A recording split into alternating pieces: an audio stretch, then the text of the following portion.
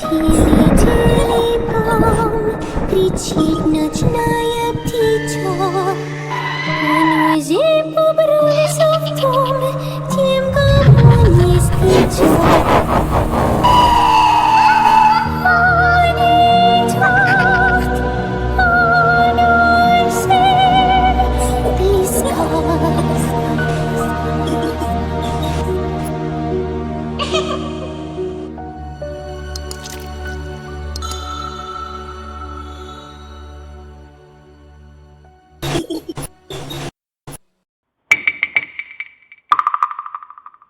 Itago mo na lang ako sa pangalang Lynn.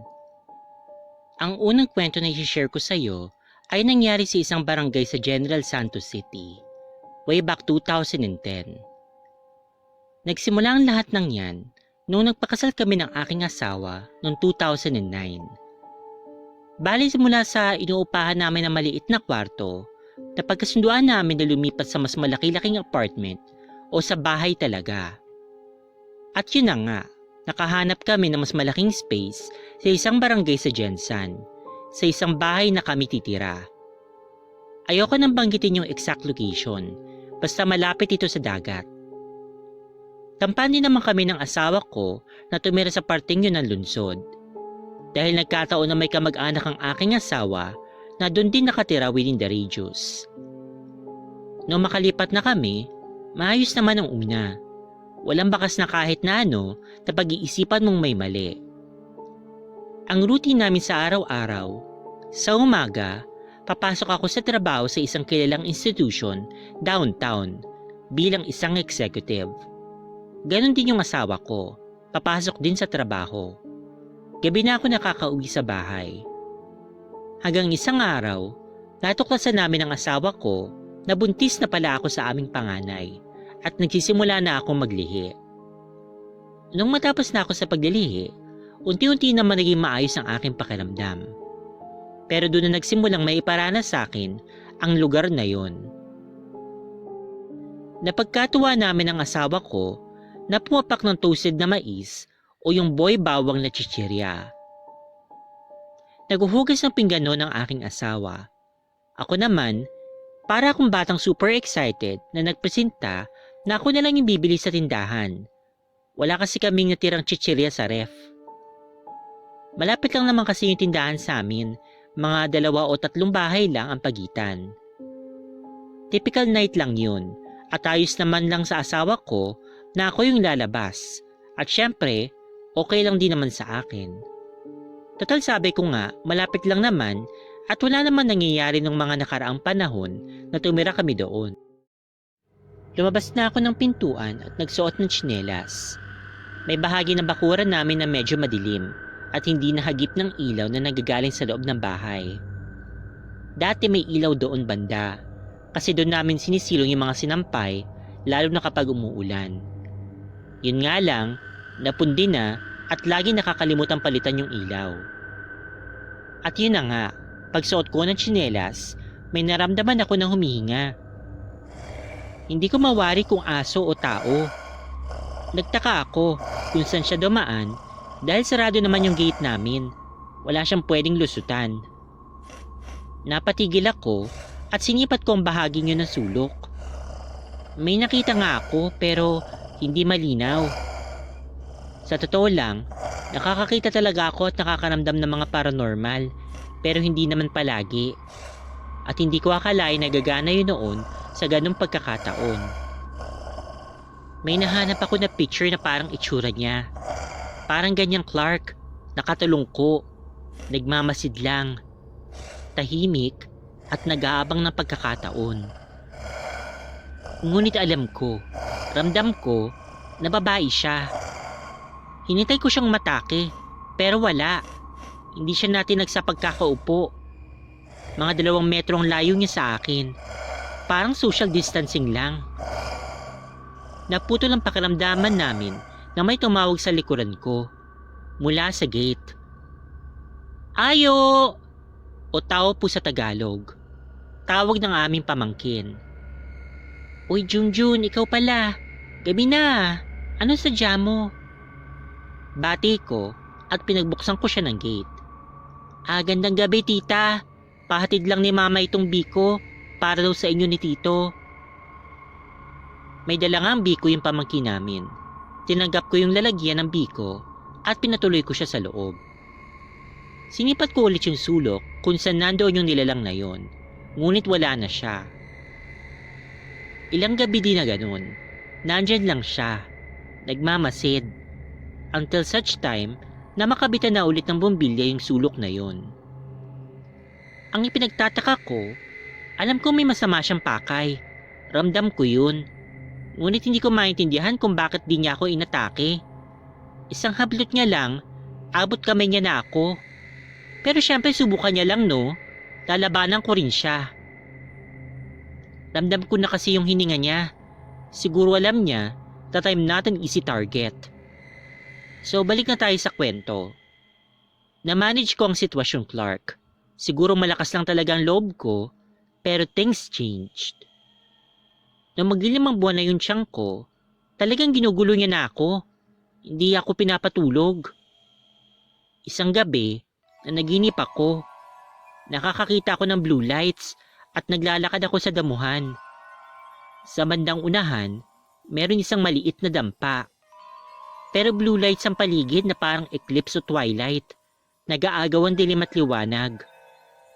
Basta, naglalakad ako at may nakita akong isang matandang babae na mahabang buhok at may isa pa sa likuran niya. Yung may mahabang buhok, siya yung lumapit sa akin habang titig na titig sa aking mga mata. Nagdudumilat siya at may sinasambit na parang binubulong. Nanunulis ang nguso niya habang ginagawa niya yun. Nang walang ano-ano, biglang dinakma niya ang tiyang ko. Hinawakan niya at niyuyugyog ng niyuyugyog habang walang tigil ang bulong at orasyon niya. Ang mata ko nakapako sa mga nagdudumilat na mata niya. Napatras ako at nakasunod pa rin siya. Hindi humihiwala yung kamay niya sa tiyan ko. Tuloy lang siya sa ginagawa niya. Nakamoy ako ng usok. Ang baho. At yung tiyan ko tumitigas na. Nahihirapan ako. Kaya pilit kong nagpumiglas. Saka ako nagising. Ngunit sa pagising ko, yung amoy na iiwan sa ilong ko. Yung tiyan ko naninigas.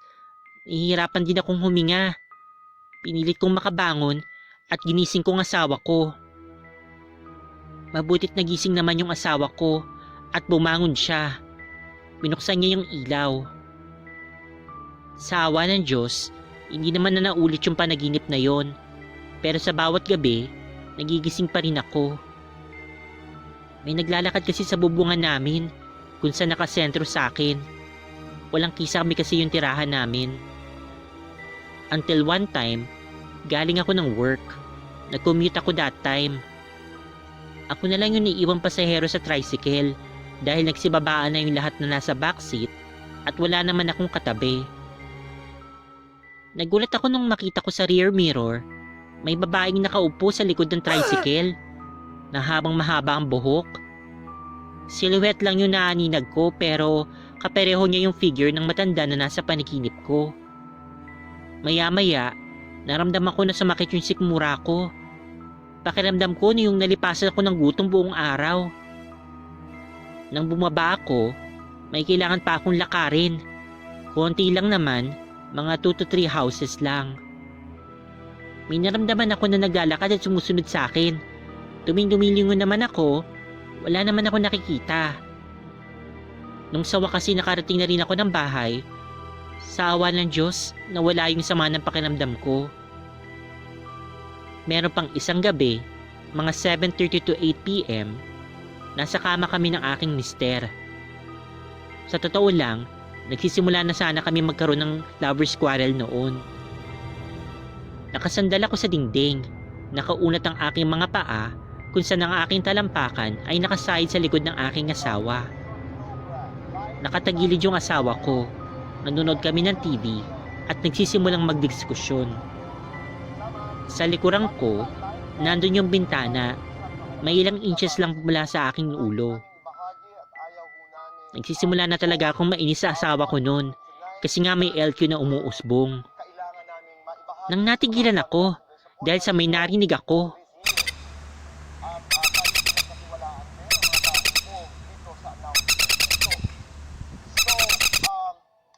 May tiktik. Tunog na malakas sa labas ng bahay. Una, dinedma ko lang. Balik ulit sa LQ. Alam ko kasi ang kasabihan na kapag malakas daw ay nasa malayo ito. Madalas na rin naman kasi ako nakakarinig nun. Pero di ko akalain ang mga susunod na mangyayari. Yung tiktik, tumiktik ulit. Pero sa pagkakataong ito, iba na.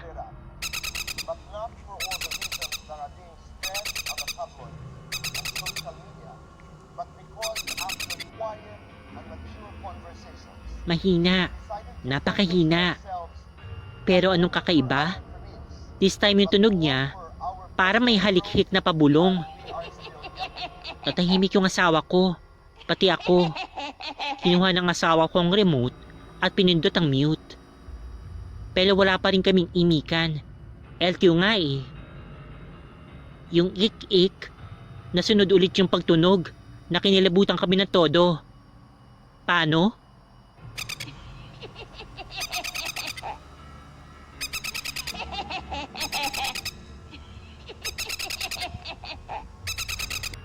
Pabulong na parang humahalikhik ang dating. Pero this time, ang tunog at hininga, ramdam na ramdam ko na sa tenga ko. Nadumampi na sa tenga ko ang hangin lumalabas sa bunganga na nagkikikik na yun. Pabulong, mabilis, mapagbirong kikik. Kasabay nun, kinabig na ako ng asawa ko dahil this time, dinig na rin pala niya. Di tulad ng ibang nararamdaman ko na ako lang yung nakakaramdam. Niyakap niya ako at inalalayan tumayo. Sabay kami pumunta ng kusina at kumuha ng kutsilyo at binuksan ng ilaw. Doon nagmumura siya. Galit. Galit na galit. Wala na kaming LQ. Yung kikik na yung kalaban namin. Bali yun na nga. Magkahawa kami ng kamay ng aking mahal na asawa na humangos dun sa kusina para kumuha ng kutsilyo. Nagmumura siya. Yawa ka! Wala jud kay lain tripa na. Sige sisingi. Sulod diri dali. Abi nimog wala ko kailam nimo. Nang ibig sabihin, demonyo ka! Wala ka talagang ibang mapagtripan na. Sige, subukan mo pumasok dito. Bilis! Kala mo di kita kilala? Yun nga, binuksan namin ang ilaw. Pinagkaskas niya yung mga kutsilyo sa dingding para gumawa ng mangilingulong pakiramdam. Ang paniniwala kasi, paraan yun para hamunin yung aswang sa paligid. Ako naman alerto, kakaibang katahimikan na bumalot sa amin. Nakikiramdam kami. Ramdam din namin na nandyan lang siya. Nakikiramdam. Maya-maya naman, naramdaman ko na lumayo na siya. Nilungan ako ng asawa ko at nagtanong, umalis na siya mahal ko? Tumango naman ako. Alam kasi ng asawa ko yung aking kakayahan. Alam niya may kakaiba akong pakiramdam na iba sa pangkaraniwan. Ngunit hanggang maaari, ayaw niyang gamitin ko ito. Hindi raw kasi normal. Oo nga naman, totoo naman eh. Pero that time, hindi niya napansin yung special abilities ko na ang tinatanong niya para gamitin ko. Tumango lang naman ako at sinabi kong, oo mahal ko, wala na siya, nabwisit sa ginawa mo. Nang marinig niyang sagot ko, binuksan niya yung pintuan at lumabas na kami. Bata pa kasi yung gabi, wala pang 9:00 ng gabi noon. Matapos namin ilak ang pinto, hawak kaming lumakad patungo sa bahay ng bilas ko. Malapit lang din doon ng bahay ng isang ate niya. Doon naman, pinatuloy kami kaagad. Oh, bakit umangos kayo? At bakit nakapantulog pa talaga? May nangyari ba? Nagtatakang tanong niya. Ang asawa ko naman, hindi na kumibo. Pinaupo muna ako sa sala. Kumuha muna siya ng tubig at inabot sa akin. Uminom ka muna mahal. Ininom ko naman at matapos siya naman. Nakaupo lang ang aking bilas. nagmamasid. Alam niya na may something. Maya-maya, naupo na yung asawa ko. Hinimas niya yung likuran ko at tiyan. Sabay tanong, "Okay ka lang? Ang baby natin, okay lang ba?" Sagot ko naman, "Ayos lang naman. Ayos lang ang pakiramdam ko." Ramdam ko ang pag-aalala ng aking asawa. Sa kanya kiniwento sa bilas ko ang mga nangyari. Habang kinikwento niya yon, ramdam ko, natakot din siya, na nanggigigil at may pinudududahan siya na posibleng may gawa nun. Nangilabot talaga siya dun sa tunog na parang bulong sa tenga, yung tunog ng kikik. Talagang malapit sa tenga yung tunog, yung pabulong na ramdam mo na yung buga ng hangin sa tenga mo. May suspetsya ako. Siya yung babae sa unahan lang ng street natin. Bantog yan na aswang. Sabi ng bilas ko at pinigit niya yung pangalan na hindi ko pwedeng banggitin dito. May nakakita daw sa matandang babae na yun na isang gabi, sumilip daw siya sa bintana ng isang bagong kapitbahay doon. Nagulat yung may-ari ng bahay, ngunit mabilis na binati yung babae na nakadungaw sa labas ng bintana. "Uy te, maayong gabi eh. Unsay ato?" Tanong ng may-ari ng bahay. Sumagot naman daw yung matandang ale. "Ay wala lang. O sige, magandang gabi." At tumalikod na daw yung ale. Sinundan ng may-ari ng bahay yung ale at tinungo niya yung bintana para may itatanong pa sana. Ngunit laking kilabot niya nung ma-realize niya yung bintana dinungawan ng ate. At siya namang kinaroroon niya ngayon ay nasa ikalawang palapag ng bahay. Wala siyang pwede mapagtungtungan. "Hindi malayong siya yun ate," sabi ng asawa ko. "Mahaba rin ang buhok niya, di ba? Matanda, kapareho ng gumagambala sa asawa ko." Kinabukasan, pumasok pa rin ako sa trabaho. Doon ay nakausap kong isang working student na empleyado namin. "Oh, kumusta na Mark? Matagal kang absent ah. Halos isang linggo.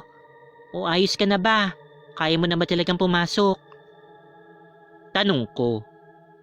"Okay na ako ma'am." Sagot ng binatilyo sa akin. "Ano bang naging sakit mo?" Tanong ko. Naniniwala ka ba sa aswang ma'am?" Tanong niya sa akin. At doon natigilan na naman ako.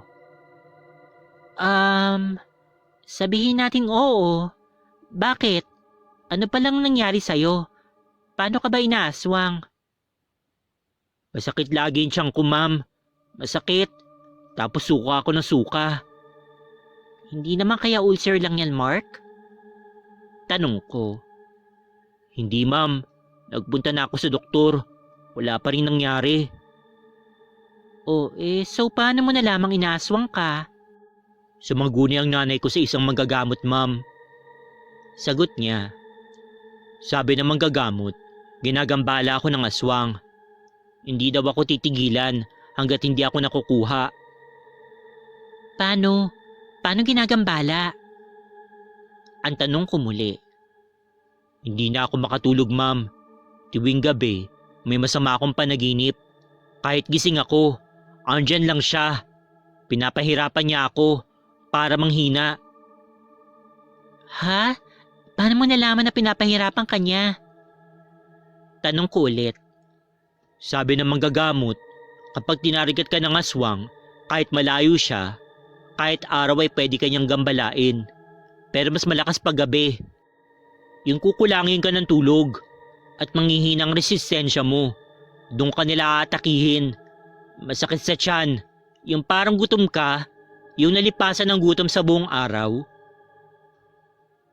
Yung hilong sinabi ni Mark ang gumising sa akin. Yung sakit ng tiyan na parang gutom na lumipas sa buong araw. Ibig bang sabihin nun, dahil malakas ang loob ko, pinahihina ako ng aswang na yon. Kaya hindi niya ako inatake dahil malakas ako noon. Ngunit ganun siya ka-interesado sa akin.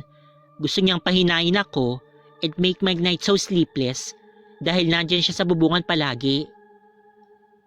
Nagsisimula na nga sumama yung pakiramdam ko dahil kulang nga ako sa tulog at buntis pa ako. Nagsimula akong mainis. Naisip ko tuloy na hamunin na lang talaga yung aswang. Ngunit paano? Noon lang ako nakaranas ng aswang na gumagambala sa akin. Mas alam ko po kung paano dalhin ang sarili ko kapag multo o kaya engkanto, yung elementals at syempre kapag tao. Pero aswang? Nako, kung di pa ako tumira sa lugar na yun, hindi ko siguro mararanasan yung mga yun at masasabi sa sarili ko na walang hiya, may aswang nga pala talaga sa mundo. At yung kikik na pag mahina pa lang tunog, ganong kahina, na sa tenga mo talaga magsasalita. Idagdag ko nga pala, may isang gabi pa pala na nagising ako. May naglalakad sa bubong namin.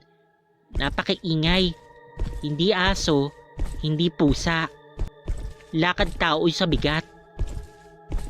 Inisip ko nga na baka magnanakaw yun. Pero pinagtataka ko, walang nagigising na kapitbahay sa ating gabi.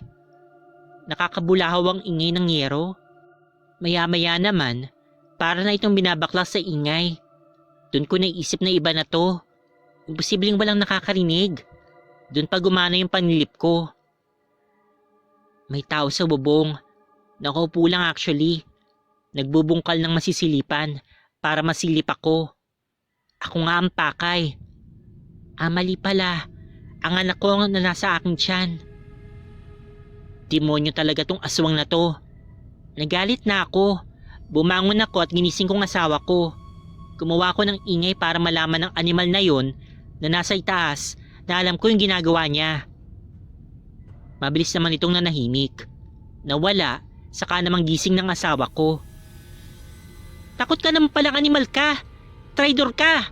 Kung kailan tulog ako, saka mo aaswangin yung baby ko? Sigaw ko. Doon na luminaw. Ang baby ko ang nais niya. Alam niya na laban ako at di niya ako kakayanin. Pero dahil nga aswang siya, nature nila ang umatake ng pailalim, palihim, yung hindi mo nakikita, lalo na mahina ka. Ngunit habang lumalaki yung tiyan ko, nawawalan na ako ng matinong tulog dahil nga sa pambubulabog niya.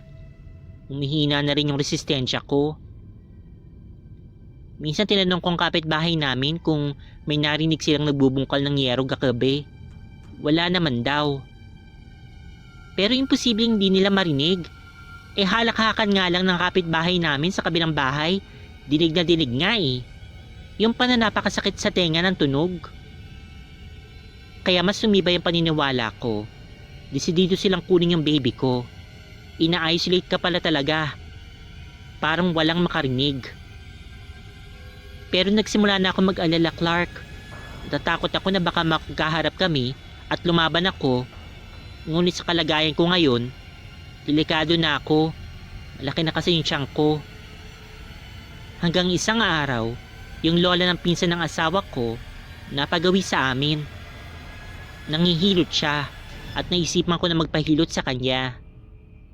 Habang ginagawa nga yun, nagkakawintuhan kami. Napansin niya kasi na malalim yung aking mga mata, kaya nabanggit ko sa kanya na ginagambala ako ng isang aswang. Ay, hindi kanya titigilan. Markado ng anak mo. Hinihintay ka nila na manghina. Sabi niya. Nabanggit ko ang pag-isolate sa akin ng aswang na yon, na ako lang yung nakakarinig at kahit nga sa trabaho sinusundan ako. Madali lang yan. Yung mga aswang na yan, makita lang nila ako, nangangahulog na yan sila. Naninigas. Sabi ng matanda. Naisip ko noon na ay sus, ang yabang naman. Pero may bahagi ng kalooban ko na sumaway sa akin at naniniwala. Talaga po? Paano po? Tanong ko sa kanya. O sige, mamaya may bibigay ako sa'yo. Basta wag mong iwawalay sa katawan mo. May binigay na lana sa akin ng lola. Lana yon na may mga damo-damo sa loob. At yun na nga. Kinagabihan, nasa katawan ko yun. Hindi ko pansin na nakatulog na pala ako. Ang sobrang sarap ng tulog ko. Nakapagkadilat ko, umaga na pala. Hindi ko tuloy naalala yung tulong na binigay sa akin ng Lana. Hanggang sa paglabas ko, yung kapitbahay ko biglang lumapit sa akin. Uy, Day, nagising ako kagabi. May parang pato dyan sa bubungan ninyo. Sabi niya. Ha? May nakita ka, te? Tanong ko sa kanya. Wala naman, narinig ko lang. Yung parang may naglalakad sa bubungan ninyo at biglang kakak. Parang ganon. Isang malakis na kakak lang na parang sapatong tunog. Sabay may bumagsak dun sa lupa. Nang marinig ko yun, naalala kong sinabi ni Lola sa akin. Nagsisigbagsakan yan sila sa lupa at takot na tatakbong palayo pag nandyan ako. Ibig sabihin, dahil sa Lana yun? Yung Lana, mula nang binigyan ako ni Lola, naging payapa ng aking mga araw at gabi. Idadagdag ko lang, ang tunog daw ng aswang ay parang sapato na humahakhak o yung kakak. So naisip ko, buti nga, sumemplang na yung animal. Ilang linggo bago ako manganak noon, napagkasunduan namin ng aking asawa na lumipat na sa aming probinsya. Kasabay nun, yung pagalis namin sa aming mga trabaho. Totoo pala yung Clark, bahalang mawala ng lahat. Kaya palang gawin yun para sa pamilya mo. Umalis nga kami para masigurong mabibigyan namin ng maayos na environment yung aming firstborn. Dala-dala ko pa rin yung Lana na binigay ni Lola. Hanggang dito na lang ang aking unang kwento, Clark.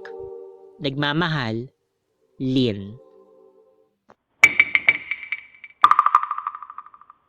Magandang gabi po, Ma'am Clark.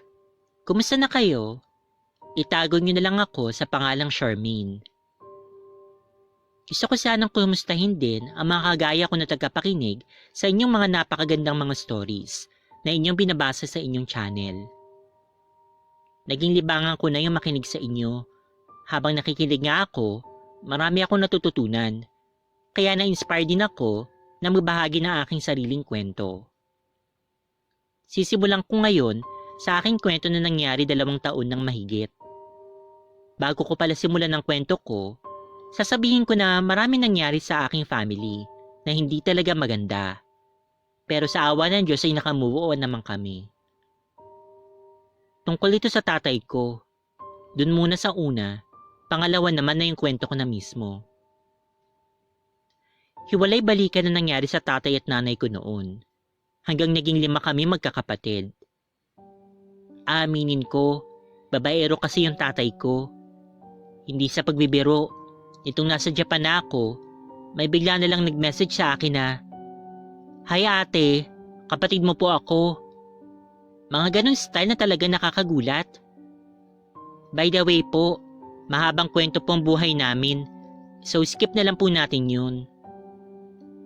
Basta tuluyan na kaming iniwan ng tatay kong babaero at pinagpalit ng nanay ko at kaming 5 magkakapatid sa batang-batang kasama sa trabaho. Driver ang peg ni father at yaya naman po yung babae. 14 years old ako nung time na iniwanan kami at yung girl ni tatay ay 19 years old lang. 40 naman yung tatay ko. Mahal na mahal ko ang tatay ko pero masama talaga ang loob ko sa kanya dahil sa ginawa niya. Ako ang panganay sa aming 5 magkakapatid at puro lalaki yung 4. Alam kong mahal na mahal din ako ng tatay ko. Only girl niya ako sa akala ko eh. Kahit hiwalay na siya sa amin, mula nung nag-work ako, hinahanap at tinadalaw ko siya sa bahay nila ng kanyang babae. Hanggang sa mag-Japan ako at nagkagalit kami. Hindi kasi pumayag na umalis ako. Desperada na daw ba ako? O kaya diskrasyada para mag-Japan? Sisirain ko daw ba ang buhay ko? Nagalit ako sa mga sinabi niyang yun. Sinagot ko siya na umiiyak. Kung hindi mo kami pinabayaan, hindi ako aalis. Kawawa mga kapatid ko. Yung hirap na pinagdaanan namin hindi mo kasi alam. Kasi wala kang pakialam. Sigaw ko sa kanya. Hanggang yun na yung last na usapan namin at tumuloy na nga ako dito sa Japan. 2 years ago, nagulat ako dahil biglang nag-message siya sa akin. Anak, kumusta ka na? Nakiusap lang daw siya sa kakilala niya na hanapin ako sa Facebook. Sabi ko na makausap siya at makakwentuhan sana. Kaya lang hindi ko sure kung siya ba talagang kausap ko. Kaya sinagot ko na lang siya ng, Tay, kung ikaw nga si tatay, payo ko lang magtino ka na sana ha, kasi matanda ka na din. Hindi na sumagot yung kausap ko. Hindi lumampas ang 2 linggo, may nag-message sa akin na kapatid ko daw siya. Sinasabing, Ate, patay na daw si tatay. Hindi ako makapaniwala. Halo-halong emosyon ang nararamdaman ko. Lahat ng kamag-anak ko, minessage ko. Pero wala silang alam lahat. Nasa Manila at Bulacan ang mga kapatid ni tatay. Habang si tatay naman, sa pagkakaalam namin, ay nasa Ilocos, sa side ng babae niya. Itinanong ko kung anong kinamatay doon sa nag-message sa akin. Mas nakakagimbal dahil nagpakamatay daw siya. Nagbigli daw yung tatay ko. Hindi ako naniniwala. Sabi ko nga, niloloko niyo ako. Kausap ko lang nung nakaraan si tatay. Hanggang pinadalhan ako ng picture niya. Nakahiga sa papag na kawayan. Kakaalis lang namin sa pagkakabiti si tatay. Yun ang sabi nila. May kandila sa gilid ng higaan niya. Para kung mababaliw sa kakaiyak. Paikot-ikot dito. Hindi ko alam kung sisigaw ba ako o kaya magwawala. Sinisisi ko na bakit hindi ko siya kinausap. Na nagagalit ako kasi makasarili siya. Puro sarili lang niya yung inisip niya. Kaligayahan lang niya yung inuna niya. Samantalang ako na anak niya ang nagtaguyod sa mga pinabayaan niyang anak. May pamilya na nga po pala ako dito at hapon po ang napangasawa ko. Basta nung time na yon, pinilit kong makauwi nung mabalitaan ko nga ang nangyari. Nag-away pa nga kami ng asawa ko dahil bakit ko daw pupuntahan pa ang napakawalang kwenta kong ama na nagpabaya lang naman sa amin. Sagot ko lang sa kanya, kailangan ko ng closure. Gusto ko siyang makita. Gusto ko siyang awayin kahit patay na siya. Gusto ko din magsabi na sorry dahil hindi ko siya binigyan ng pagkakataon na magkausap kami. Gusto ko din sabihin na pinatawad ko na siya noon pa. Gilit lang talaga ako sa ginawa niya. Pero tapos na yon. Pinayagan ako 3 araw mula na mangyari yun ng asawa ko. May 5 araw, saka kami pumunta sa Batac, Ilocos. Hindi kasi kaya ng katawan ko na dumiretso ng biyahe. Dumaan din ako sa amin at kinausap ko ang mga kapatid ko, pati yung nanay ko. Ganon din yung kapatid ng nanay ko. Nagpaalam ako sa kanila ng maayos na gusto kong makita yung tatay ko. At sana wag naman silang magagalit. Sila kasi yung kasama namin nung time na iniwang kami ni tatay. Pumayag naman sila at sinamahan ako ng nanay ko at 2 kapatid. Ganon din yung best friend kong lalaki na nag-alok ng sasakyan na magagamit namin. Halos 12 hours mula sa Batangas papuntang Ilocos yung naging biyahe namin. Katatapos lang nun ng malakas na bagyo, kaya maraming sirang daan mula sa Bulacan papuntang Ilocos. Pero eto na, nandun na kami. Masyadong liblib yung lugar nila at hindi ko alam. Parang buong baryo nila ay alam na darating ako. Sa bawat pagtanungan namin, papunta dun sa bahay nila, laging tanong nila, kayo ba yung taga Batangas? Kami na lang pala yung hinihintay dahil di sila nakapagdesisyon kung kailan ang libing. Pagdating doon, walang sumalubong sa amin. Di namin alam kung bakit. Diretso ako sa bahay na nung kita kong ginawang kubol. Ito yung parang nilagyan lang ng pasamantalang bubong.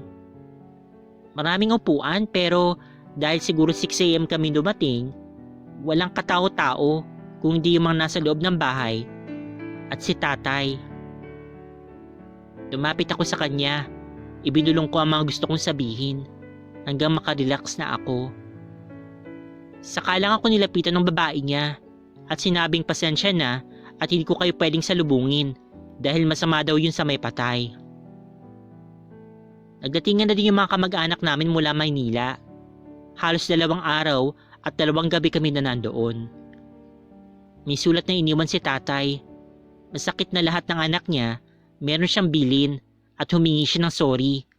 Sa amin lang wala. Okay lang sa akin. Ang importante nakita ko ang mga tao na kahit nun lang ako nakita, parang kilalang kilala naman nila ako dahil sa mga kwento ng tatay ko. Lagi daw kasi ako ang bukong bibig. Salamat daw at pinuntahan ko pa rin ang tatay ko. Pasensya na po at mahaba talaga. Marami akong mga tanong. Walang makasagot. Bakit ginawa ni tatay yun? May clue na mahirap intindihin sa isang sulat niya na para sa kanyang asawa. Nakalagay doon, "Mahal na mahal kita. Pagsisisihan mo sana ang ginawa mo." Ang sulat nga pala niya ay nakuha pa namin sa police station. Nakuha nila nung time na nai-report yung pangyayari hanggang mailibing na siya. Iba-ibang emosyon yung nararamdaman ko. Sa huli, naibulong ko lang sa kanya nung nilagay na siya sa lupa na kung nasaktan ka sa nangyari sa'yo at malungkot ka, mas malungkot na mag-isa ka ngayon dahil walang kapatawaran yung ginawa mo. Umuwi na kami, pero gusto ko malaman kung bakit niya ginawa yun o baka may gumawa lang nun sa kanya. Kasi sa pagkakaalam ko, matapang yung tatay ko o baka mahilig lang siyang tumakas sa problema. Pero never namin lahat in-expect na sa ganung paraan siya tatakas. Kaya nagpatulong ako sa kaibigan ko na lumapit sa isang paranormal. Gusto ko siyang makausap kahit sandali lang sana. Ito na po yung time na desperada na ako. Bago ko bumalik sa Japan, gusto ko matapos na to. Hanggang may nalapitan na kami. Nagkataon na wala yung medium na ginagamit ng paranormal na kausap namin.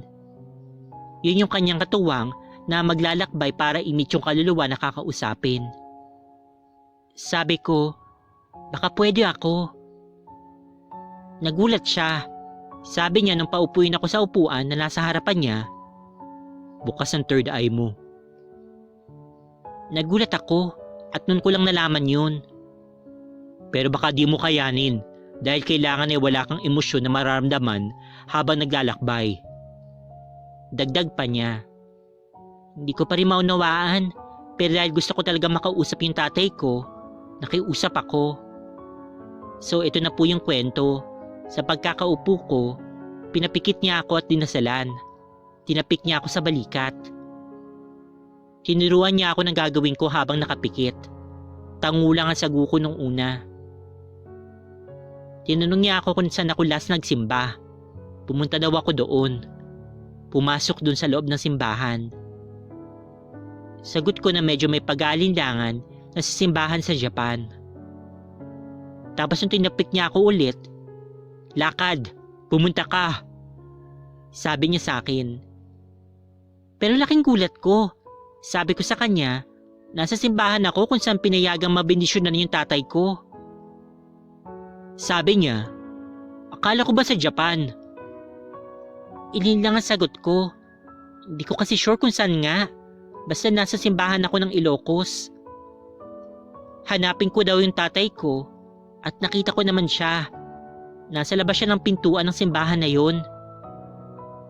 Yayain ko daw na pumasok sa simbahan. Pero nakatayo lang siya. Sabi ko, nakatingin siya sa akin na malungkot ang kanyang muka. Kausapin ko daw sa aking isipan. Pero ayaw ko kausapin ni tatay. Tumalikod siya. Sabi nung tuturo sa akin ng paranormal, sundan ko daw kung saan pupunta. Nabiglang nandun na kami sa bahay nila sa Ilocos. Itinuro niya sa akin kung saan siya nagbigti. Doon ako nag-iiyak.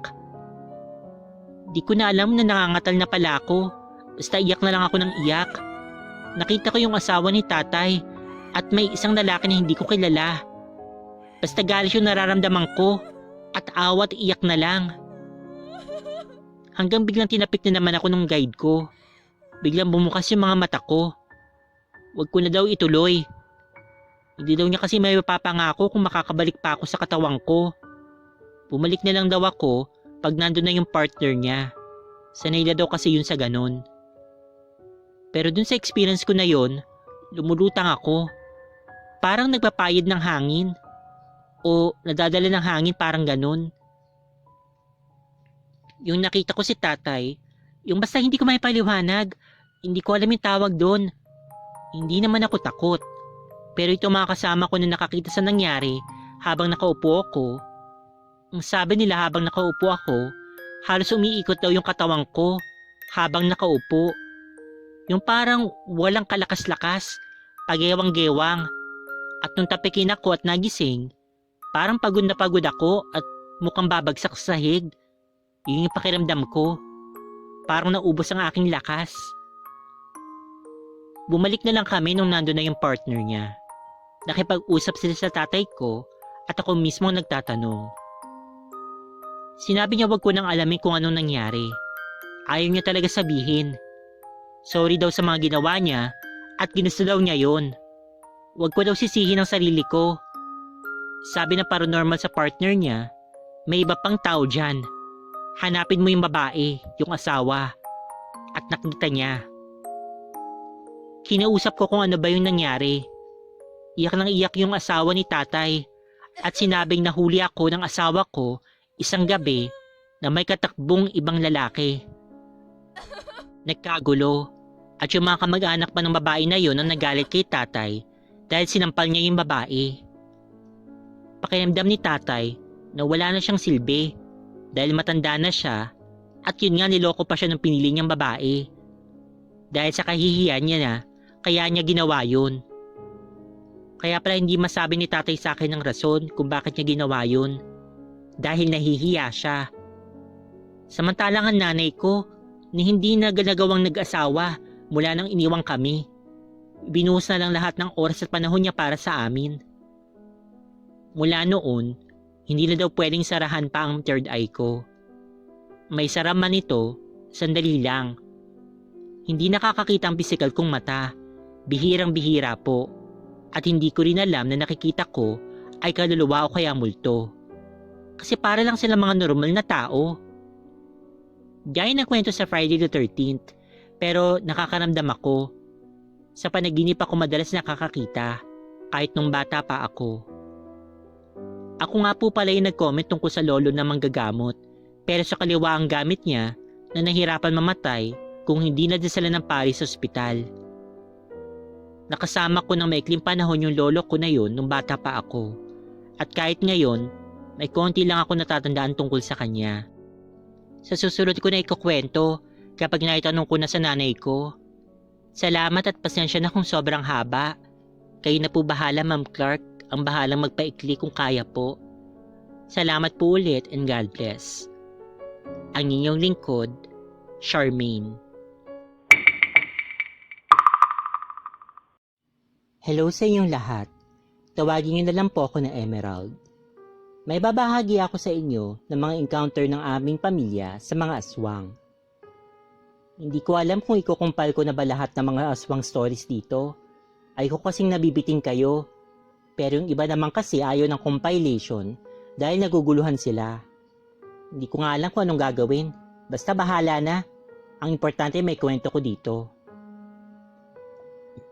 Si Papa ay pinanganak at lumaki sa Maynila, kaya hindi siya talaga naniniwala sa mga aswang-aswang na yan. Kahit nga yung mga kamag-anak sa side ni Papa, hindi talaga naniniwala. Pero nung bata pa ako, sa palagay ko, mga nasa 7 taong gulang, inaya si Papa ng kanyang best friend na pangalanan lang natin na Tito Diyos.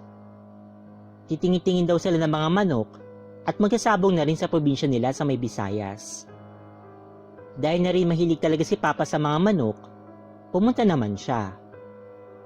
By the way, ilang beses na siya nakapunta doon, simula pa lang ng kabataan niya, pero ngayon lang siya naka-encounter ng kakaiba. Nakarating na nga si Papa sa bahay ni Tito Diyos. Yung lugar naman daw ay hindi naman sa bundok, pero parang napag-iwanan na ito ng panahon dahil medyo tago. Pagkatapos magsabong nila Papa, napagdesisyon nila na uminom sa may basketball court. Alas 6 pa lang noon, pero wala nang katao-tao at madilim na talaga yung paligid. Ang tanging ilaw lang nila ay yung ilaw sa may stage ng court. Natapos sila ng inuman ng alas 2. Dahil nga madilim na at lasing na rin sila, Nagpasya sila na wag nang umuwi. Bagkus, doon na lang sila natulog sa may lamesa sa stage ng court. Bukas naman daw yung ilaw, kaya panatag sila. Ilang sandali lang, nakatulog na si Papa, pero naalimpungatan siya dahil bigla siyang gininaw. Upo daw sana siya sandali, ngunit pagtingin niya sa malawak na basketball court, aba, puno ito ng malalaking aso. Iba daw talaga yung laki ng mga asong yun, at iba't iba daw yung mga itsura nito. Kadalasan, ang mga kulay ng mga aso ay itim. May mga naglalakad, at yung iba daw ay nakatingin lang kila Papa. 6 silang natutulog. Ang 4 ay nasa sahig ng stage, at ang 2 naman ay nasa lamesa ng stage, kasama na dun si Papa. Iniisip ni Papa na lasing lang siya, pero ilang beses niyang tinignan ng palihim ang court, pero ganun pa rin, napupuno pa rin ng malalaking aso. Nanginginig daw si Papa noon sa takot, at pinipilit niyang gisingin yung katabi niya, ngunit hindi magising-gising. Kaya nagtulog-tulugan na lang si Papa, hanggang sa tuluyan na nga siya talagang nakatulog. Kinabukasan, kinuwento niya ito sa mga kasama niya. Naniwala naman kagad sila, at doon na nagkwento si Tito Diyos na nung bata pa lang siya, hinabol siya ng isang malaking ibon at sinumbong daw niya ito kagad sa kanyang tito. Galit na galit daw yung tito niya at sinabing pupuntahan niya iyon. Nagtaka siya dahil sinabi siya ng tito niya dun sa barbershop at pinupunta nila yung barbero. Bakit daw pinikitripan yung pamangkin niya? Ganito ganyan. Tapos, sagot daw ng barbero, pinikitripan niya lang daw man daw itong si Tito Diyos. O diba, ang lakas ng tama? Pangatlong araw na ni Papa sa probinsya. Galing si Papa sa tindahan upang bumili ng sigarilyo. Pauwi na siya na may nadaanan siyang matandang mag-asawa na nagliligpit sa may palayan. Dahil lumalakas na ang ambon at dahil likas naman kay Papa na maging matulungin, tinulungan niya ito at sansabi pa nga ng matandang babae, hindi naman daw pala lahat ng mga taga Maynila ay mga mata pobre. Simula nung araw na yon, feeling niya lagi may nakatingin sa kanya. Kahit yung tipong matutulog na lang daw si Papa na mag-isa sa kwarto, parang may nakatitig sa kanya. Doon na kinuwento ulit ni Papa kay Tito Diyos. Ang sabi nito, baka nakursunadahan ka. Bago umuwi si Papa sa Maynila, nasa kusina sila nang bigla siyang nakakita ng isang babaeng napakaganda na nakasuot ng bestidang puti dun sa may bintana na nakatitig kay Papa. Pero ilang segundo lang ay umalis na rin ito. At nung papalis na nga si Papa at si Tito Diyos sa kusina, bigla pa naman nagbagsakan ng mga kaldero na nakalagay sa isang nakasarang cabinet na napaka-imposible talaga. Ang sabi naman ni Tito Diyos kay Papa, baka nagpapaalam lang daw. Good thing, hindi na sumunod kay Papa hanggang Maynila. Ayaw yata na maging kabit. Takot niya lang kay Mama. Hanggang dito na lang po. Sana'y nagustuhan niyo pa rin po ang aking kwento. Ang inyong lingkod, Emerald.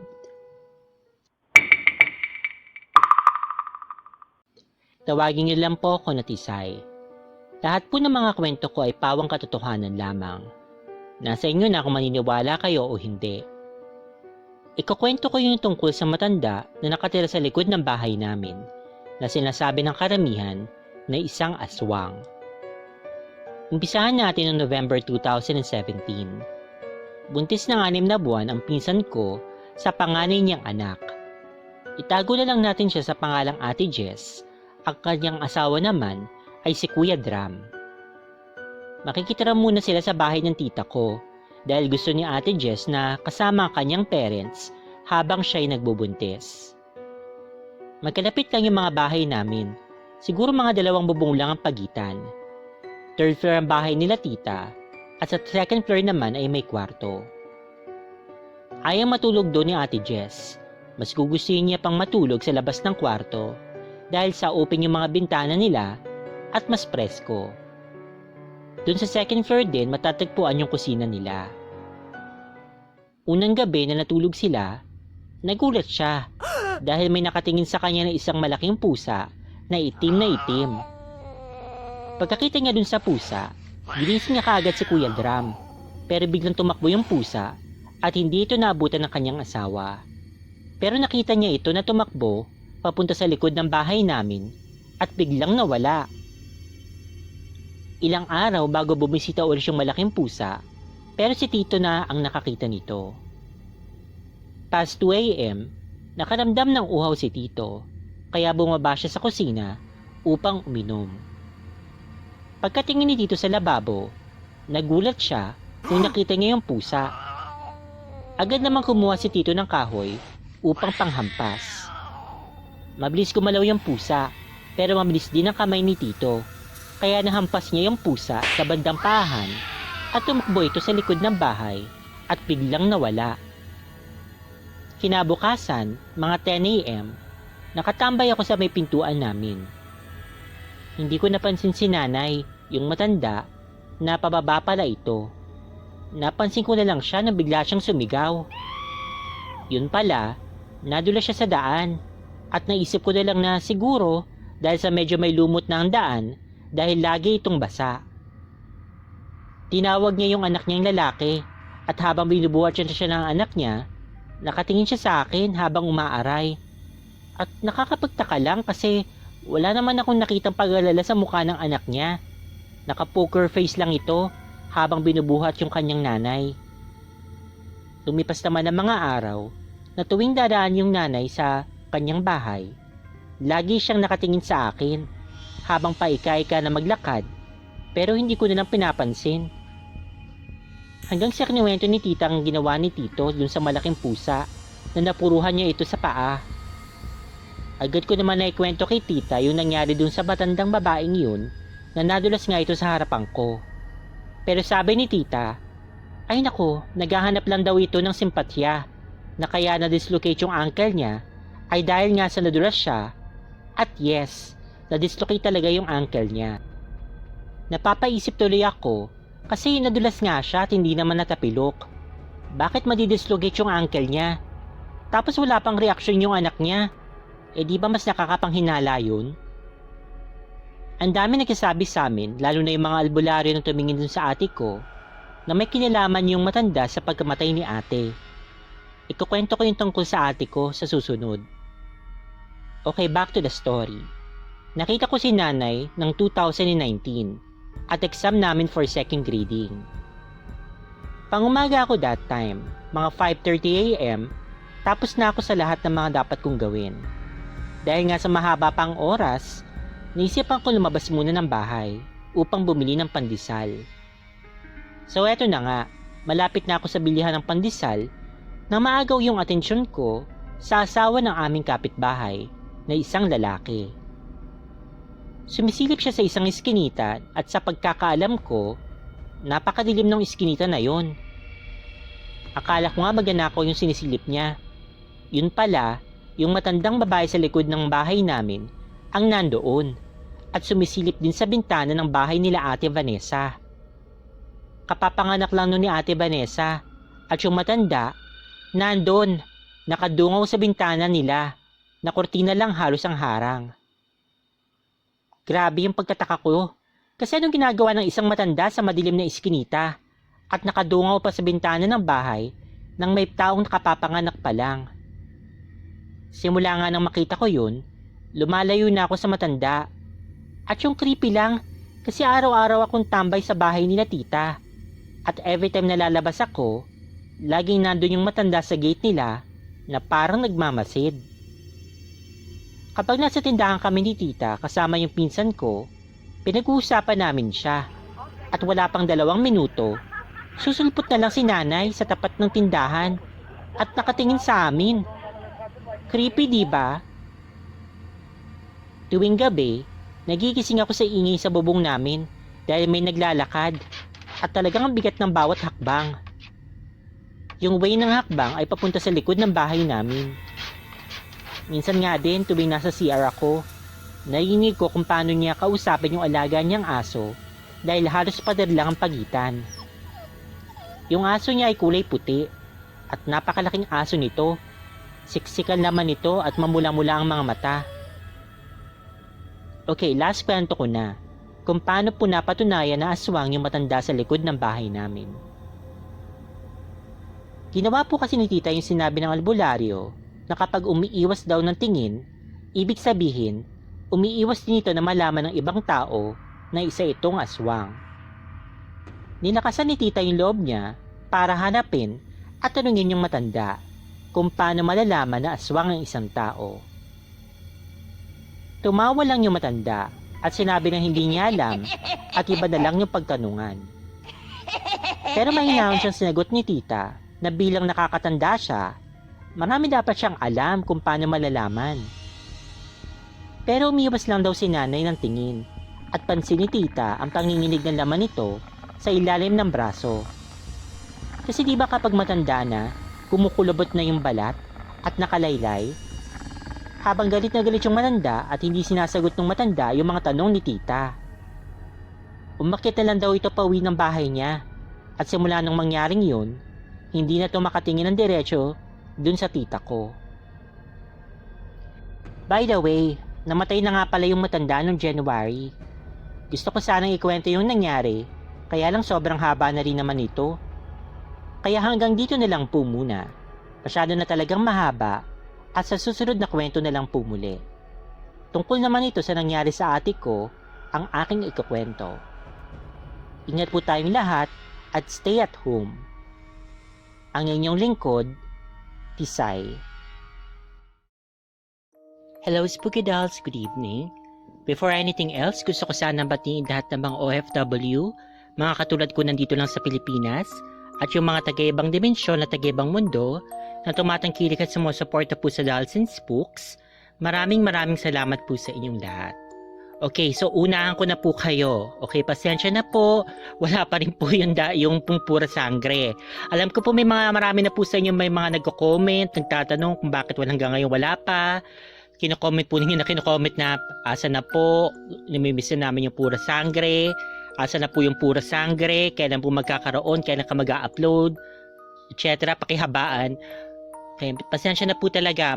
Okay, aminin ko na po sa inyo, sobrang nahihirapan po ako na gawin po yung kwento. Okay, so sa ngayon po kasi wala po talagang pumapasok po sa isip ko. Okay, nahihirapan po ako magano dahil nga po sa mga pangyayari. So, stressful po. Okay, mahirap po maging imaginative, maging kapag nai-stress ka po. Okay, so pasensya na talaga. Pinipili ko naman pong matapos na yung kwento, pero okay, I need more time. Okay, so kapag na-upload ko na po, kung tapos na po yung kwento, so i-upload ko na po. So, ganun lang po yun. Hintayin, na lang po ninyo. Sa ngayon po, ito na po munang mga sinishare po na mga totoong kwento ng mga Spooky Dolls po natin. Yung mga nakukuha ko pong kwento sa Spookify, yung pong pakinggan po muna ninyo. Kasi po, yung po yung madali ko na po may edit tsaka may record. Pero yung pong, ako po yung talagang gagawa ng kwento, okay na yung nga sa pura sangre. Medyo nahihirapan po ako talaga kasi wala po ako sa kondisyon para po mag-isip po ng, mag-imagine po ng kwento. Dahil hindi ko naman po yung tipong may pinaghuhugutan ako na experience ko o pinaghuhugutan ko po na alaala. Imahinasyon ko lang po talaga lahat yon. At mahirap po mag-imagine kapag na-under stress ka po. Okay, so sana po naiintindihan po nila na kailangan ko pa po ng time. Hindi pa po ako ready na i-upload po yun, no? Dahil nga po hindi ko po basta yun po, hindi pa ako ready, stressed. Okay, stressed. Okay, so salamat po sa nakakaintindi. Okay, maraming salamat po. Okay, so anyway, let's go ahead and discuss the story. So, i-discuss na po natin yung mga binahagi pong kwento po sa atin ng mga Spooky Dolls po natin. Then yung mga kwento na kuha ko nga po from Spookify. So, yung unang kwento po, tsaka yung pangalawa ay galing po sa mga Spooky Dolls po natin. So, kung yung isa po galing po kay Lynn, yung isa naman po ay galing po kay Charmaine. Ngayon po yung kay Charmaine, ako lang yung nabigay sa kanya ng pangalan Charmaine. Hindi po talaga Charmaine yung pangalan niya. Sabi lang niya, huwag ko na daw ibigay yung pangalan niya. Hindi ko po binigay, gumawa lang ako ng pangalan para sa kanya. So, gano'n na lang po guys. Yung mga kisend po ng kwento, well, pwede naman ako na nga lang talaga magbigay ng pangalan para sa inyo kung ano pong maisipan ko. Pero, kung gusto naman ninyo, kayo rin gumawa na sila yung pangalan kung ano po yung maganda sa inyo. Like, itago mo na lang ako sa pangalan Diana. Itago mo na lang ako sa pangalang Tom. O kayo na pong bahala. Kung Okay lang din naman sa inyo na ako na pumili, so ako na lang po pipili. But anyway, so let's go ahead and discuss the story. So unahin muna natin sa kwento po ni Lynn na taga Jensan po, General Santos City. So, ayun nga. So parang ito po yung mga usual na kwento na narinig po natin regarding nga po dun sa aswang na nagpunta po sila sa isang lugar. Okay naman po ng mga unang araw na nandun sila, pero nung nagkaroon pa po siya ng yung nabuntis na nga po siya, nagdalang tao na siya, so doon na po nagsimula yung mga parang kakaibang pangyayari. Kasi nga talagang yung mga aswang, hindi naman na tayo dapat pang magulat o magtaka, sobrang mabango at gustong-gusto po nila yung po mga buntis. Okay, yung pong mga bagong o yung mga anak nagdadalang tao. Mabango sa pang-amoy nila yon. At gustong-gusto nila yung fresh na baby. Okay, so yun nga, nagsimula nga na aswangin siya nung aswang na yon. Pero dahil nga sa medyo malakas yung, siguro pwede natin sabihin na malakas yung batak nito ni Lynn, okay? Bukod sa inamin nga niya na meron talaga siyang active na third eye, nakakakita siya, may kakayahan siya, and all, hindi siya kaya ng aswang at that point in time. So, ang technique pala nito, so parang pinipressure cooker, palalambutin. Okay, so ibig sabihin dito, pahihinain muna siya, yung pahihinain yung naturalesa niya, yung kanyang batak nung aswang. And then until such time na kapag kayang-kaya niya na itong silin, saka siya susugod at saka doon sasagpang para kunin yung baby doon sa kanyang sinapupunan. Mabuti na lang talaga itong silin, hindi naman siya yung parang tipong, alam niyo yun, yung parang hindi siya mahanap ng paraan para maligtas yung sarili niya, yung kanyang anak na parang puro takot na lang pinairal niya or what. Yun natatandaan talaga natin lahat. Kapag kunyari ikaw ay isang tao na nasa panganib, hindi ka dapat pangunahan ng takot. So, syempre natural na matakot ka, pero hindi yung tipong parang ganun na lang yung talaga lulukmo ka na lang, iiyak ka na lang na iiyak, tapos hindi ka nahahanap ng paraan para maligtas yung sarili mo. So, syempre, yun nga, katulad niya, nagtatanong-tanong siya, din nag-aano-ano siya, gumagawa siya ng investigasyon niya, kung ano bang pwede niyang gawin. And then, mabuti na lang, nagkataon na itong lola niya, okay, marunong pala sa ganun sa panggagamot, sa panghihilot, and then sinabi nga na meron paraan para nga maitabo yung mga aswang. So, yun nga ginawa niya. So, naglagay siya ng lana. Ngayon, medyo bago sa akin ito. Okay. Ang pagkakalam ko kasi sa lana, yung mga tipong ano lang siya, parang burglar alarm. Hindi naman siya tipo talagang na pampaprotekta doon sa aswa. Kunyari sa magdanakaw, I mean. Or, okay, sige, kasi ginamit ko yung example na burglar alarm. Yung alarm para mag-a-alarm lang, para ma-inform yung police na, okay, or kung sino nakatira doon na may nakapasok na intruder. O yung may masamang tangkanga. Pero, yun nga, in this case, may iba pa palang lana na hindi lang siya yung tipong nag-i-inform doon sa taong nandun sa bahay na yun na may aswang na sa paligid. Kung hindi ini-inform, gumagawa rin siya ng parang para maitaboy. So parang repulsive doon sa mga aswang yung lana na yun. And then either siguro nangihina sila o parang may nangyayari sa kanila na hindi maganda kapag nandun yung lana. Yun, mabuti na lang at yun nga nangyari na naligtas naman nung lanang yun yung si Lynn at saka yung baby niya. At mas mabuti talaga na nag-decide na silang umalis dun sa lugar na yon. Okay, kasi nga kung talagang siguro pwede naghahanap din ng tiyempo yung aswang na parang akala mo may isahan mo ko, hindi habang buhay, ganyan. Pag nailabas niya na yung baby, baka yung baby naman yung tangkain na kunin. And then hindi rin naman natin masasabi na talagang at all times kagana yung lana na yon. So might as well nga na umalis na nga lang sila sa lugar na yon. Yun ang pinakamagandang nagawa nila sa pagkakataon na yon. Okay. And then sana makapag-share ka pa ulit, Lynn, ng iba pang kwento regarding dito sa mga experience mo sa paranormal. Kasi nga, I think na marami pang pwedeng ikwento itong si Lynn sa atin tungkol sa mga experiences niya. Sinasabi nga niya, meron siya kakayahan. So, syempre, prior to this, baka may iba pa siyang kwento tungkol sa mga either aswang o kaya siguro elemento nga o kaya multo or what. Okay, so sana ma-share niya lahat ng yon. Okay, regarding naman dun sa kwento nga ni Charmaine, okay, so itong mga kwentong dito, ito yung mga isa sa mga gustong-gusto ko talaga na nare-receive dito sa Dolls and Spooks. Matanong niyo siguro kung bakit. Kasi ako, mahilig din ako sa mga madadramang kwento, yung mga tungkol sa medyo sad, yung ganyan, yung medyo madamdamin or what. Okay, kasi nga, okay, wala lang.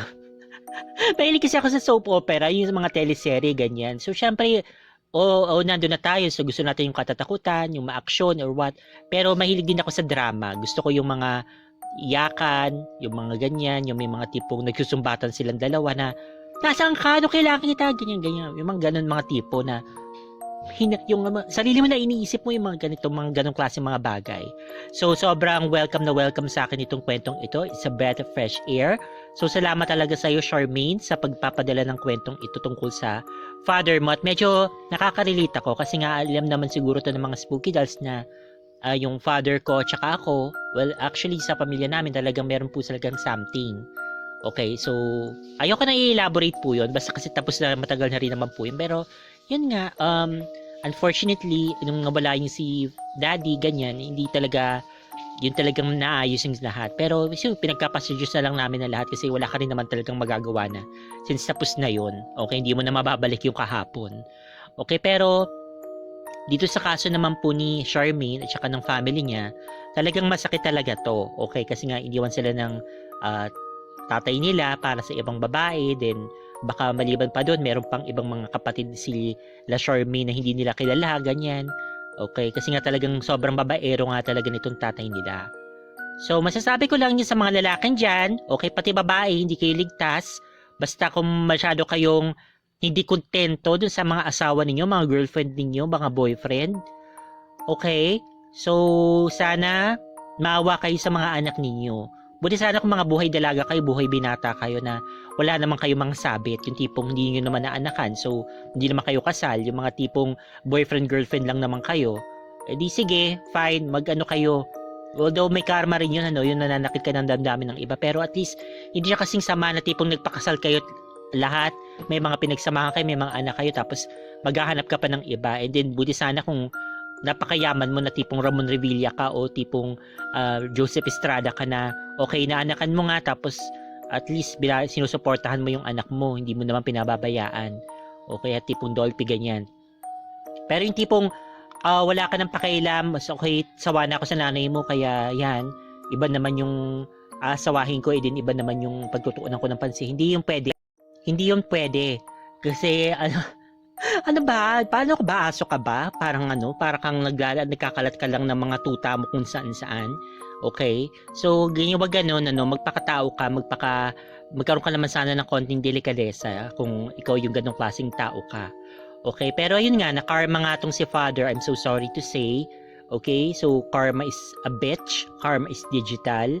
Okay? And then yun nga yung nangyari sa kanya. So, yung pong babaeng pinili niya, okay, yung iniwanan niya yung asawa niya para doon, niloko rin siya eventually. Okay, and then siguro, hindi na lang nabanggit dito, pinagkaisahan nga siya ng mga kamag-anak ng babae. Kasi nga siya pinadun siya sa teritoryo nila. Okay, sabihin natin na yung babae talaga yung nagkamali, siya yung nanloko. Okay, pero syempre kamag-anak niya yun, and then ang thinking naman kasi talaga ng iba, syempre sa kadukudo sila sa kakampi. Okay, kung sino talaga yung kamag-anak nila, kahit na sabihin natin mali yun, doon sila sa kakampi nila, doon sila sa kamag-anak nila kakampi at kakampi. Okay? Siguro sobrang na-depress itong si father, nahiya naman siyang bumalik doon sa mga totoong pamilya niya, yung legit, baka hindi na siya tanggapin, din isip niya siguro yun magpakamatay. So, na hindi naman tama rin. Okay? So, again, it's yung pagpapatiwakala hindi solusyon sa problema. Okay, wag niyo pong gagawin yan. Kasalanan po yan sa Diyos. At pinakamaganda dyan is, yun nga, magpakumbaba na lang siya. Sana bumalik na nga lang siya dun sa family niya. Nangako na magiging mabuti siya, magtatrabaho or what. Okay, kasi hindi pa naman huli ang lahat, I think. Hindi pa naman siya ganun katanda. May marami pa siyang pwedeng gawin. At makakabawi pa siya kung gugustuhin niya talaga. Okay. And then, ito nga yung naisip nga nitong ni Charmaine. Okay. Ang nakakatuwa lang dito kay Charmaine, kahit na ganun yung ginawa ng father niya, kahit na masama rin talaga yung loob niya na talaga naman understandable. Kasi nga, katulad nito, okay, sobrang siya yung sumalo ng responsibilidad dapat ng father niya kasi iniwan na nga sila. Kahit sino naman talaga magagalit. Dahil nga, imbis na inasikaso niya yung sarili niyang buhay, yung pagpapaano ng buhay niya, pagpapaunlad, yung kinargo niya yung kanyang mga pamilya, yung kanyang kapatid na hindi naman talaga dapat kasi responsibilidad yun ng mga magulang. Pero still, naging isa pa rin siyang mabuting anak para sa kanyang tatay. Okay, so pinili pa rin niyang bigyan to ng respeto sa bandang sa pinakahuli, ganyan. And then hindi rin gusto rin niyang magkaroon ng closure. So humanap siya ng way para makausap nga yung father niya, and then nalaman niya yung totoong nangyari, na nahuli nga ng tatay niya na may ibang lalaki itong ano niya, okay, yung kanyang kinakasama, hindi naman asawa kasi hindi naman sila kasal or what. Okay, pero ayun, so I hope na mag-share ka pa ng ibang kwento mo, Charmaine, kung meron ka pang ibang ma-share na kwento regarding dun sa iyong mga experiences sa paranormal. Okay, and then maraming salamat talaga, na-appreciate ko talaga yung kwento mo, at sana makapagbahagi pa kayo ng ulit ng kwento, kayong dalawa ni Lynn. Okay, doon naman tayo mapadako sa mga kwentong ibang binasa ko po ngayon sa video na ito. So ito po yung mga shinare po din sa Spookify na aking nga pong binasa dito. So, yung tungkol naman po dun sa wala naman po ako masyadong tanong doon kung yung tungkol sa tatay niya na sabongero, okay, na pumunta dun sa So siguro ang pinakaano lang talaga dun is mag-ingat ka talaga sa mga lugar na pinupuntahan mo. Tsaka Diyos ko, na ba yun? Parang, I'm so sorry don't get me wrong, pero para sa akin yung tipong matutulog ka dun sa public area, medyo parang, although mas maganda na siguro yun, kaysa sa pilitin nilang mag-travel na nakainom sila, di baka aksidente pa sila ganun. Pero kasi naman, in the first place, dapat hindi kayo talaga nag-iinom na hindi na kayo makakauwi, okay? So, dapat responsible drinker kayo. Mas paganda kasi bakit doon pa kayo nag-inuman sa mismong basketball court, hindi na kayo nag-inuman dun sa bahay ng mismong kumpare mo, di ba? At least kung talagang hindi na kayo makauwi, maayos na tulugan yung matutulugan ninyo. Hindi yung tipong natulog kayo dun sa labas, okay? Siguro marami pang lamok o kung ano, di ba? It's just so improper para lang sa akin. So, I think na hindi siya maganda. Okay, and then regarding naman po dun sa ibang kwento na tungkol nga po dun sa may tita po siya, ay may auntie po nga siya, nabanggit ko na lahat ng buong pamilya niya. Okay, meron po siyang pinsa na yun nga inaaswang. Ayun, siguro ingat na lang talaga. Lalo na probinsya, okay, so sabihin na natin na ikaw yung mga tipong, okay, buong buhay ko nakatira na ako dito sa probinsyang ito at wala naman ako nakitang aswang.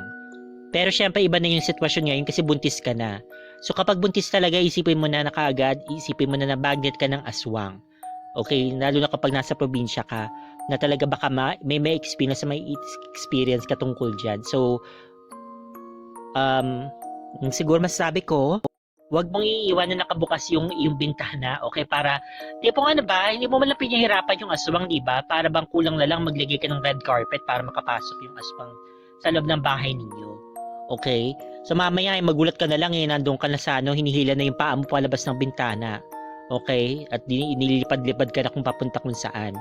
Kasi nga iniwan mo nakabukas ang bintana ninyo. Okay? So although, yes, lalo na ngayon napakainit. Kung alam nyo lang, Diyos ko, para akong nasa loob ng pugon sa sobrang kainitan ngayon. Pero, okay, whatever. Ang ibig ko lang sabihin talaga, mag-ingat na lang talaga.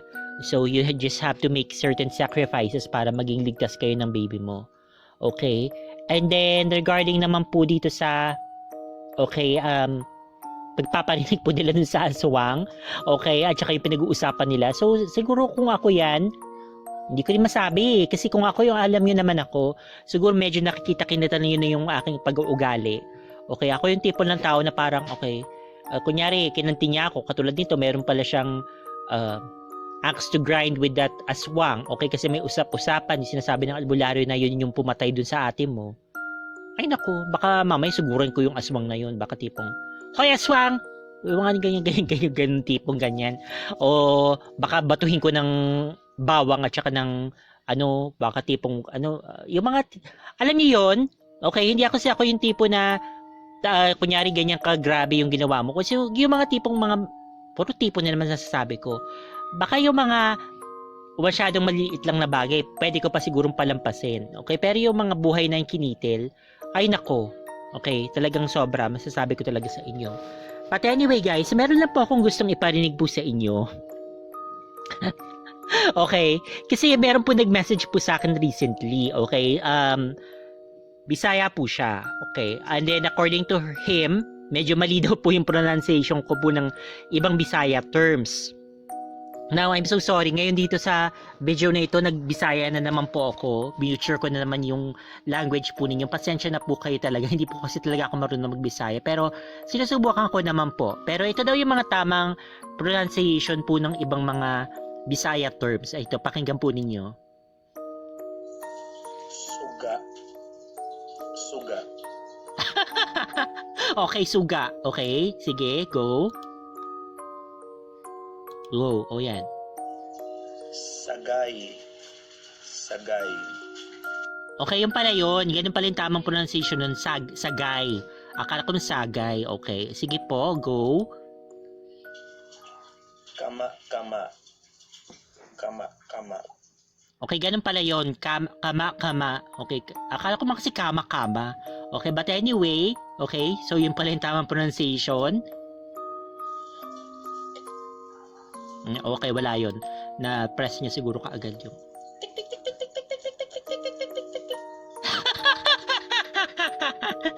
ganun daw pala yung tamang tunog ng tik-tik, okay?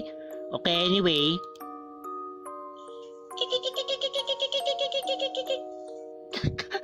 Promise lap today, tawa ako ng tawa habang pinapakinggan ko to nung time na pinadala niya sa akin to. Yung kik-kik nga daw. Ganun daw yung tunog ng kik-kik, okay?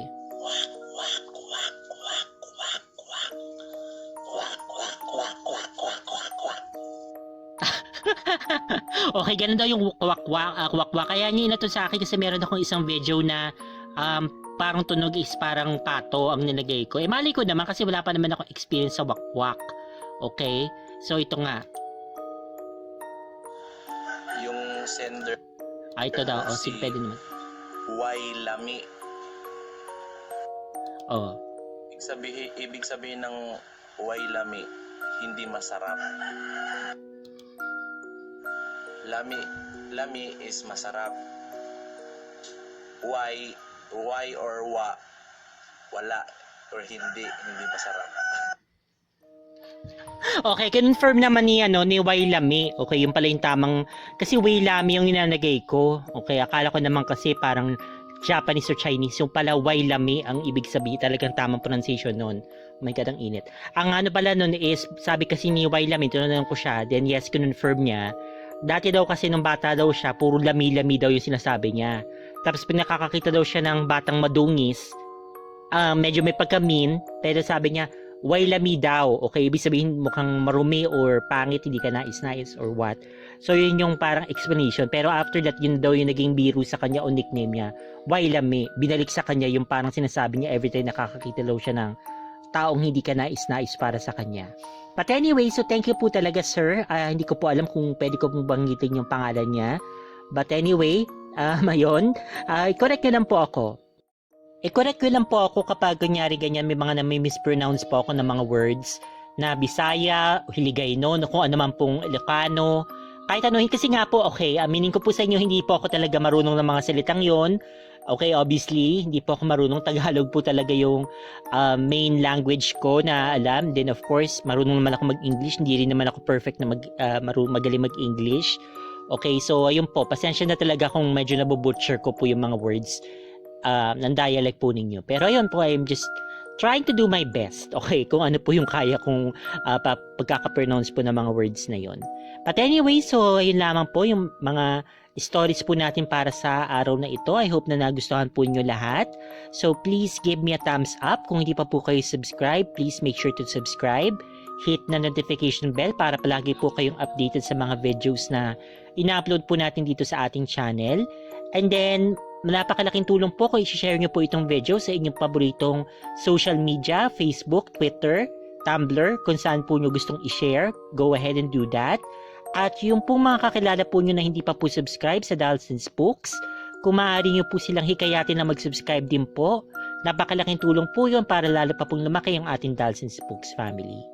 Okay, yun lamang po. Again, pasensya na po sa puro sangge, tinatapos ko pa po. Pag okay na po, makikita nyo naman po i-upload ko na po kaagad. So yun lamang po. Thank you so much for listening and watching. Take care always and God bless. Stay fabulous and spooky, spooky dolls. Bye-bye!